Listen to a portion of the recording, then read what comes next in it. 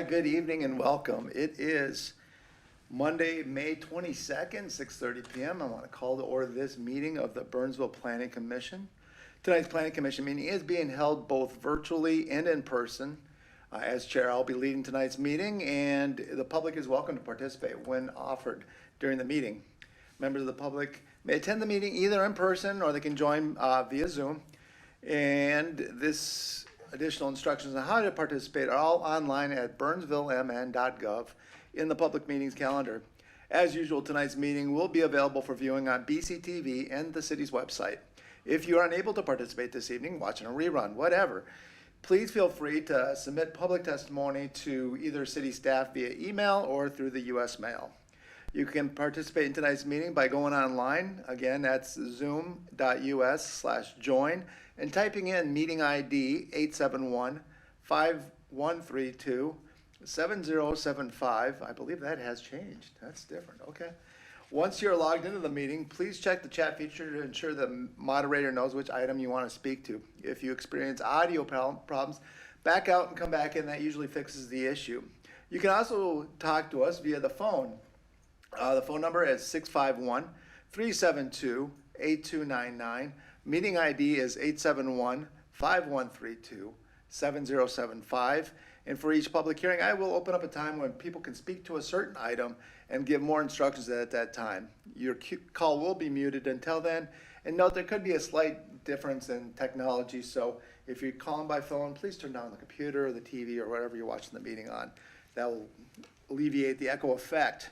With that, we have an agenda that was sent to us. Commissioners, have you had a chance to take a look at it? First and second, any changes to the agenda? No changes. Seeing none. Staff? No changes. No changes to staff. Oh, well, I'd welcome a motion if anybody's interested. Commissioner Braddock? Motion to approve the Motion by Commissioner Braddock. Do I have a second? Commissioner Wad? Quicker than Anderson. That's gone. Second by Commissioner Wad. All in favor, please signify by saying aye. Aye. Aye. And the motion passes. We should have had meeting notes from our last meeting, which I believe was May something or another.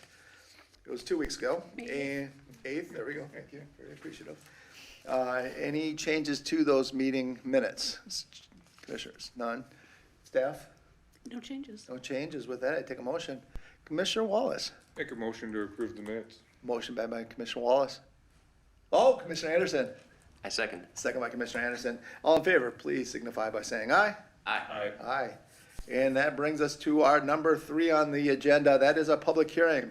An application of Diffley 13 LLC for a conditional use permit for a new car wash on 3.07 acres of land, which is formerly known as Mr. B's Car Wash and Riverview Shopping Center, located southeast of the intersection of Highway 13 East and Diffley Road. Here to present is one of our city planners, Deb Garros. Deb Garros, the floor is yours. Thank you, commissioners, and for the public who are with us this evening. We do have a public hearing. This item is being requested to be continued. However, because it has been noticed and we've sent out notices to the affected property owners, if anyone is interested in the topic, they certainly can provide some input tonight. And just as a very short presentation, we're looking at a conditional use permit for a car wash. The site is 3.07 acres, and it actually consists of 2 different parcels that have not ever been platted before. We have the Mr. B's car wash and the old gas pumps, and then also the shopping center to the south. So the entire property is all of this, and the issue at hand is that there is an access, a north-south access drive, which is actually within the city of Eagan, and there is also a concept that is being developed by a private developer for the Metcalf school site, which is a multifamily mixed-use type development. The access, if you will, this access drive, the city of Eagan recently found out that it's actually theirs. It's owned by the city of Eagan. It's an old right-of-way plat from MnDOT. So we have this access, and the Diffley 13 property is zone mixed for mixed use. And as you can see by this next one here, there have been existing driveway accesses onto this from the Diffley 13 site. Not sure if there's one down here, but there are at least two for many years. The question is, with this being now the city of Eagan, and it not ever being actually developed as a road per se, it's been an access drive.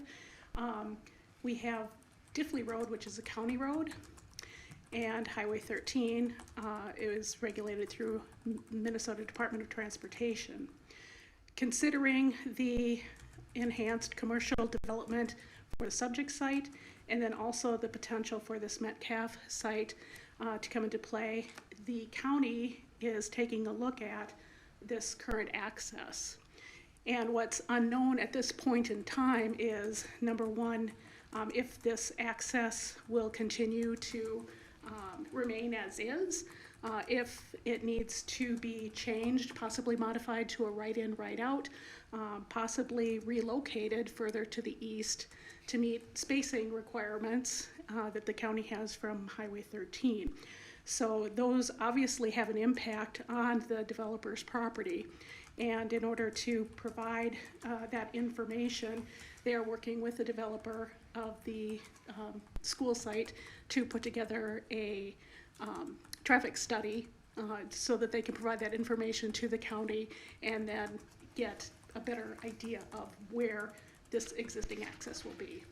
So that is the reason that we are requesting the continuation, and staff is specifically asking for the conditional use permit to be continued to the June 12th Planning Commission meeting.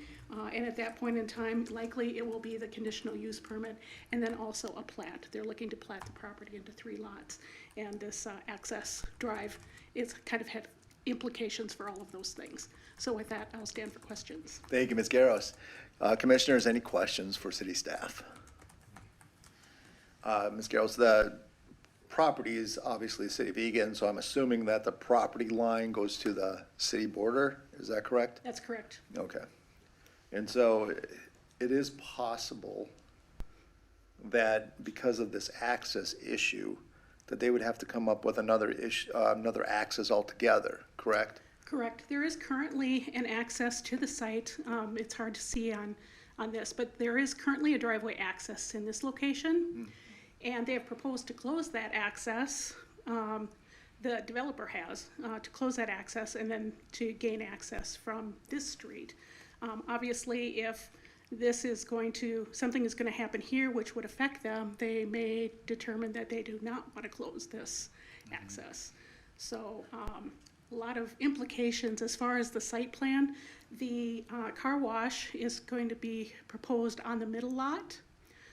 So again, that has implications as to where you come through, the circulation, and those types of things. So that's really why we're at where we are at this point. Plus, Eagan people are evil, so that doesn't help us at all. Any rate, no questions for staff. I will open this up. It's a public hearing, so what we're doing here is we're going to open up the public hearing at 6:38. It will continue to be open until June the 12th, in which we will get into further details on this whole thing. So if anyone is here that would like to speak on this issue, they're more than welcome to come up to the podium and state their name and address for the record. It doesn't look like anybody's on Zoom, according to my people. So I'm going to open it up. And again, sir, just your name and address for the record. Yeah. I'm Jerry Troyan, the developer, and my address is in Mendota Heights on Somerset Court. Okay, thank you. And I just wanted to kind of get the flavor to you right away about where we are, why we are what we're doing. We think the development is very consistent with the historic use and with the zoning. It's going to clean up the corner that everybody wants to get cleaned up. It looks like HE downtown, and we all know that. I'm not denying that. It'll bring new business, new taxes, and new services to Burnsville. The site is really not conducive to residential and the retail businesses and the retail uses that are needed got national companies that want to come into Burnsville. Now, Dakota County has approved our plat. They asked us to communicate with the Egan developers, and we have. They don't really want us coming through that site, and we don't want to do that either. Burnsville's got jurisdiction over this site, not Egan. And we think that we've complied with all of the Burnsville submission requirements. And if we haven't, we certainly want to know it. Deb's been very helpful in walking us through that. We believe our submission should be approved in regular due course. I'm not asking for any speed up or anything, but we've got significant expenses and customers, and we cannot afford a delay. And we don't want to be begging to see what Egan will do or not do. The county has approved our plat. We've got a traffic study, and I think, Deb, if you haven't got that, you're going to get that either tomorrow or the next day. And we got it. And the punchline to the traffic study says that there's about a 10-minute period in the morning and about a 10-minute period in the afternoon where the left turn coming down Diffley, take a left turn on 13, can back up a little bit. We think the worst of that be is somebody might have to wait a minute someday to get across. So again, we need the accesses that we've had. So I just wanted to communicate that to you and let you know right away that it's not something that we can wait months and months and months and months to find out answers for when we think we are complying with the law, if you will. So I appreciate that. Thank you. I really appreciate you cleaning up that area. I think I speak for the city of Burnsville here. This is a huge blight that we've had for years. And we really appreciate it. A lot of real estate in my day. I can't stand it either. Right. But you know, we've got to do what the market is also. And the market, these are national big companies that want to get in there. The car wash, the scooters. And on the third pad, we'll figure out what to do there. But we want to get going. We need to get going. So I was just, you know, as I say, from a business standpoint and with customers, time kills all deals, right? But we have to do it right. I'm not asking for anything other than that, but thank you. Deb, and thank you for all the help that you've been giving us for the last X amount of weeks, nursemaiding us and holding our hands. Thank you. Appreciate it. Thank you. Thanks. And hopefully everything works out and we get things taken care of on June 12th. Goes right to the consent agenda. I did get a message from our control room here, just making sure that nobody else is on Zoom. There is a person on Zoom. He is with REL Engineering. If anybody has questions, does anybody have questions for Mr. Jared Schmidt? No? Okay, well, I think we're good then. Like I said, that's going to be a continually open hearing, so we're going to continue to keep that open until June. And we're going to move to the next item on the agenda, which is number 4. It's a public hearing. It's the application of Kruse, BPAH, LLC. Do you need a motion to continue the hearing to the next? Do we need a Yes, motion? yes, Oh, yes. well, then I'll ask for a motion. Commissioner Wad. I move that we continue the public hearing to the June 12th Planning Commission meeting as recommended. Sounds good. Commissioner Wad has a motion. Commissioner Wallace, you have something to say? Yeah, I'll second that. Second by Commissioner Wallace. All in favor, please signify by saying aye. Aye. And the motion passes.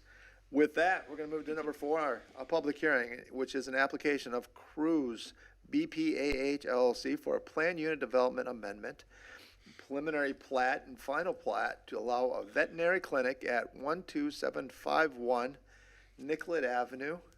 Here to speak on this is, I didn't write down the name. That's all right. So we actually have Kevin Shea with Landform Consulting this evening to present for us. Thank you, Mr. Shea. Thank you, Mr. Chair, members of the commission and the public. Tonight we do have a plan unit development amendment, preliminary plat and final plat to now allow a new veterinary clinic and hospital at 12751 Nicollet Avenue. It is about 3/4 of an acre. It's currently Outlot A of the Nicollet addition. This was the outlot as part of the 2011 development at the CVS at the corner, with this outlot remaining for future office and commercial development.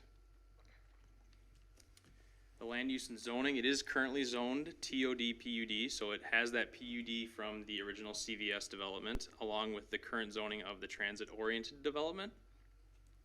It is guided heart of the city in the 2040 land use plan, and it is surrounded by commercial to the west and the north and residential to the east and the south. The preliminary plat doesn't change any of the lot lines within the site, but does plat the outlot as a lot and block. So the lot and block look the exact same as the outlot, just dedicating then the necessary easements within the property for the access in and out. So the preliminary and final plat look very similar. To go over some of the PUD benefits, the proposed commercial veterinary clinic is compatible with the existing nearby uses. So you have CVS in the corner, and then you have high density residential to the northeast, and then across the street some other more intense residential uses. It is a redevelopment of what is kind of a unique vacant outlot that has been vacant for about 11 years. With the access in and out of the site, the tough shape of the parcel, this is a new development on that parcel that is needed to be developed. It will complete phase 2 of that original 2011 PUD, which was envisioned for a commercial building on this site. And the building design does exceed the primary material requirements under the city code for the TOD district. To go over the couple deviations that are requested with this PUD amendment. The first one here is kind of a two-part deviation, that there's two deviations within one single rule. So there's a required frontage for building meeting the build to line on both the southeast and the northeast property lines. And that's because the southeast bordering Burnsville Parkway and then the access drive are both considered collector roadways. Even though the access drive is really more of an access drive and not a public roadway, it is considered, or was considered, a collector road in future plans. So the regulation does apply that they have to meet the required build to on the amount of frontage there is. They are not meeting that, so they're at 31% instead of the 65% for the southeast property line, which would be the one facing Burnsville Parkway, and they're at 0 feet meeting the build to line for the northeast property line versus that 50 feet required. This is consistent with the CVS PUD request. It does have a unique alignment, and the collector roadway that's really an access drive aisle was not intended actually to function as a collector with the current development of the area. So they have met as much as possible with that build to line, and they are meeting that required minimum build height and enhanced architecture on that fronting face towards Burnsville Parkway. The second PUD deviation is to allow an accessory structure for trash enclosure in the street side yard.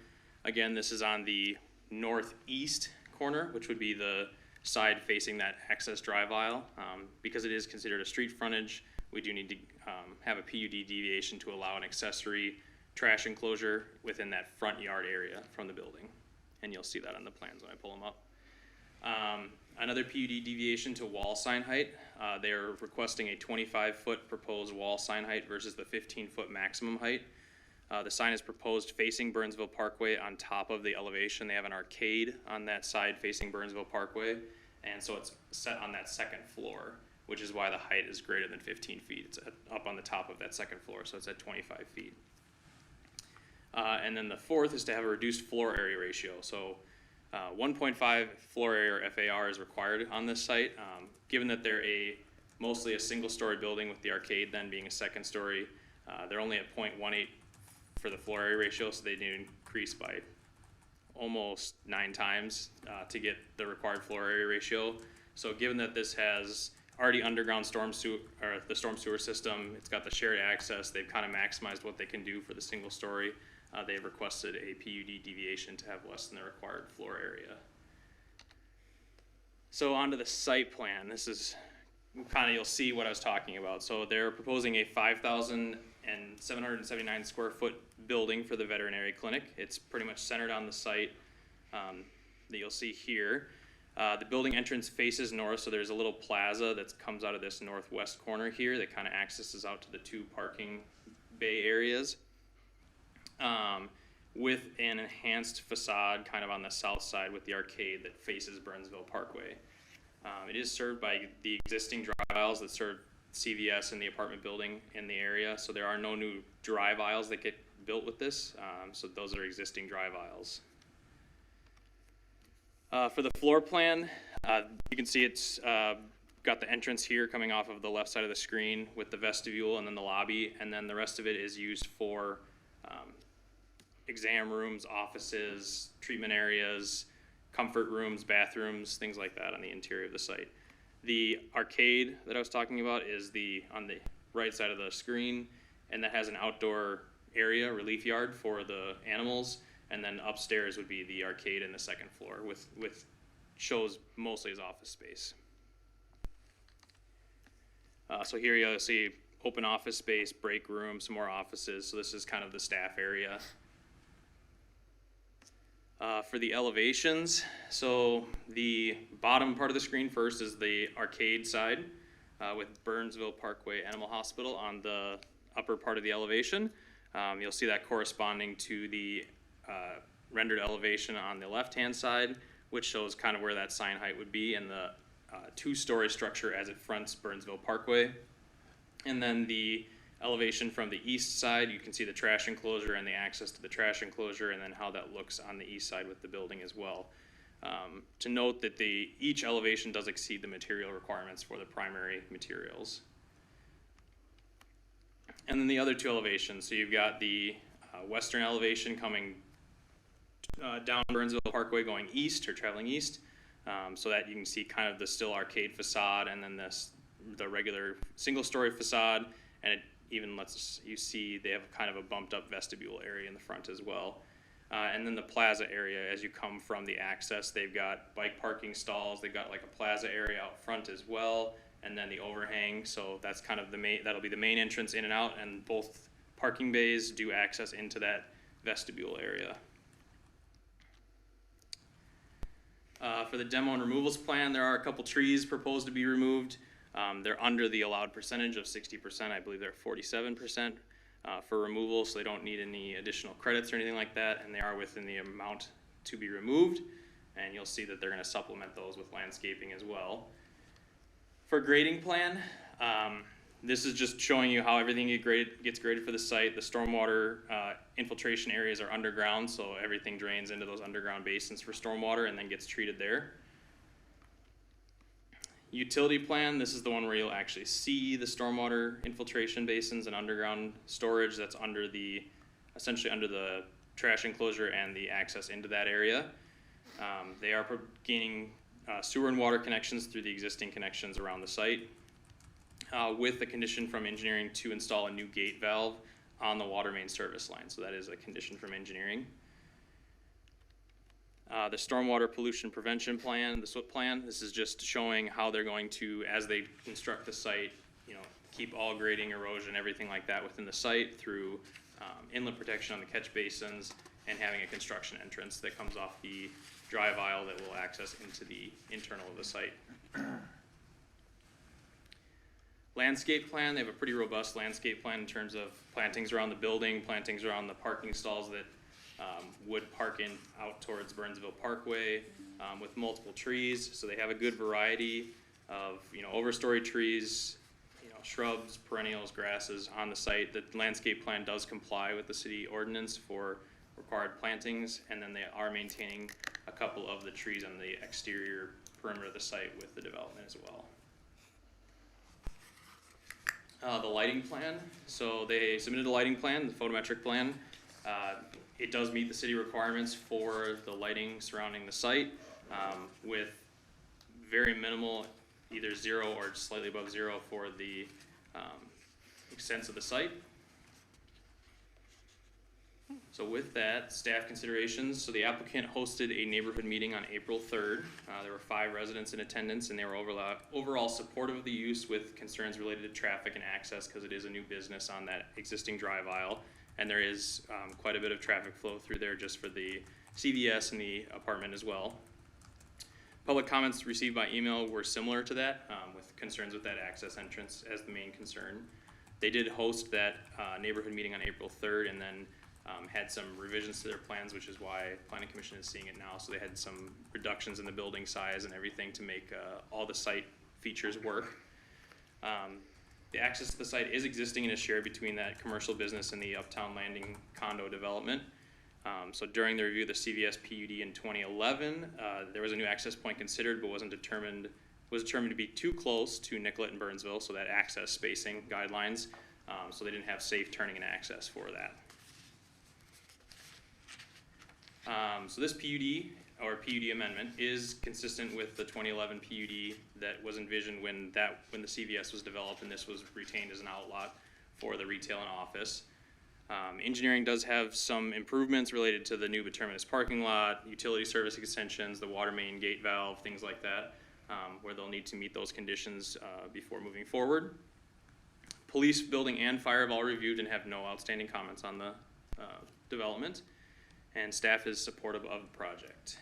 So with that, staff does recommend, the Planning Commission recommended the City Council approval of Kruse BPAH development for the Plan Unit Development Amendment, preliminary plat, and final plat to allow the veterinary clinic at 12751 Nicollet Avenue with the attached conditions. So there are 7 conditions pertaining to the things I mentioned as we were going through, that the PUD remains in full force. There's permanent sign permit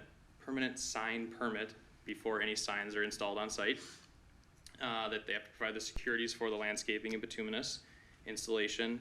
That they address all the outstanding comments from the city engineer's memo of May 10th. They'll have to execute and record a stormwater maintenance agreement before a building permit, and then pay the development fees prior to recording the plat at the county, and that they will install the new gate valve on the water main service line off Burnsville Parkway. With that, I will stand for any questions. Well, thank you, Mr. Shea. All right, well, commissioners, any questions for city staff? Commissioner Wallace? Could you bring up the landscape plan again for me, please? Thank you. And by looking at the previous, building and seeing the reduction, that is definitely a positive.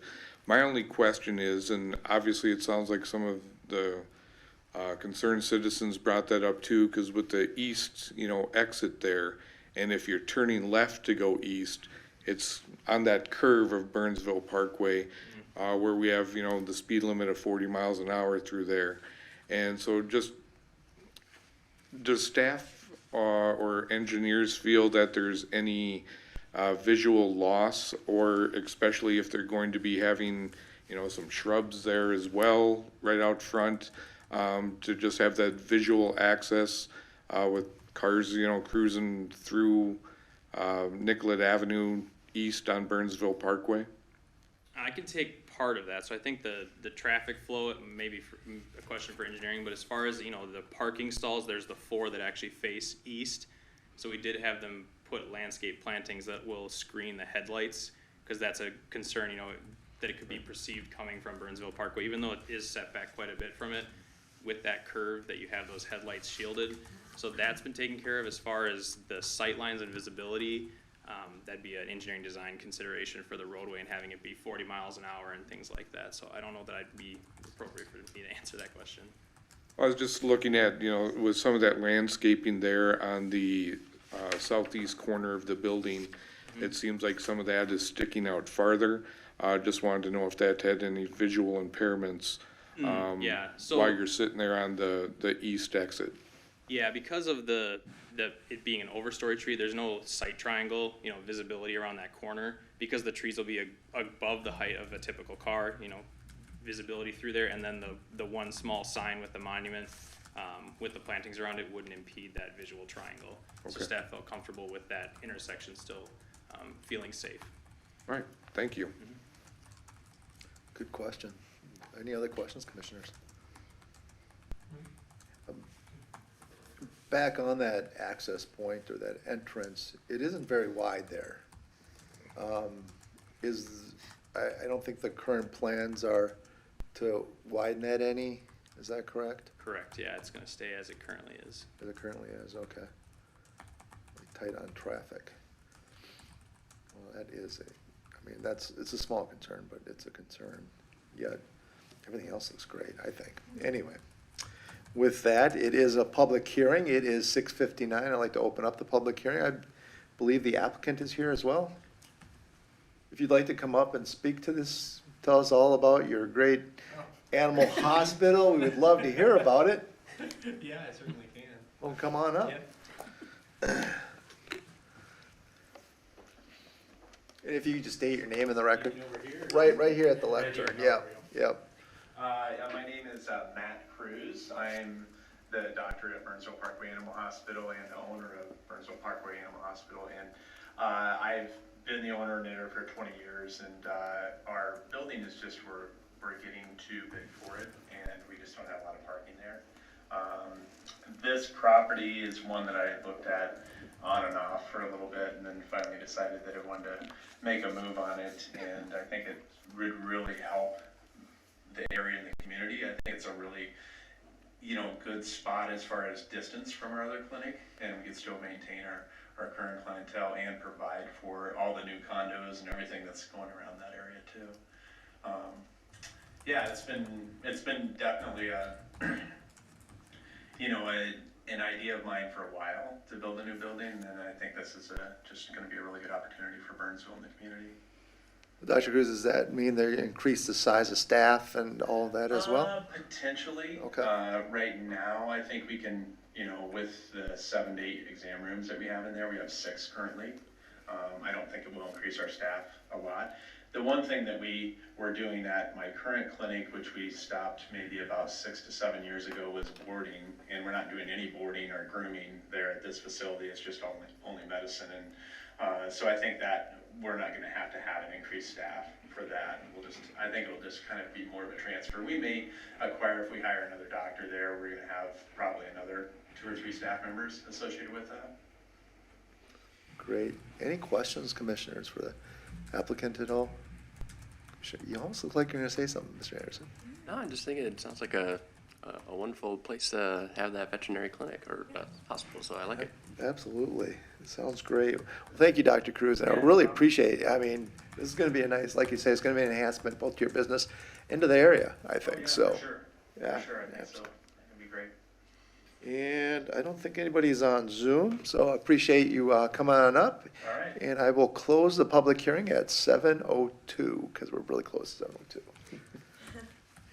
And with that, I'm going to turn back over to the commissioners and ask if we have any talking points. Commissioner Wad puts his glasses on. That means he's in for business here. Commissioner Wad. I just want to commend the applicant on the design. Having that 2-story arcade section on Burnsville Parkway, I think, is a really nice feature and kind of addresses some of the deviations to the PUD to make the building look like it's 2 stories. So I'm, like I say, very pleased with the design and excited to see this go ahead. Yeah. That's my only comment. Thank you. I absolutely agree. The shape of the land, the architect did a really good job of forming the building to meet that shape. So I think that was great as well. To add on, any other comments, questions, concerns? Or Commissioner Watt, If there are none, I would be happy to make a motion. we'd be happy to hear one. Okay. Can you scroll to the motion page for me? Thank you, I appreciate that.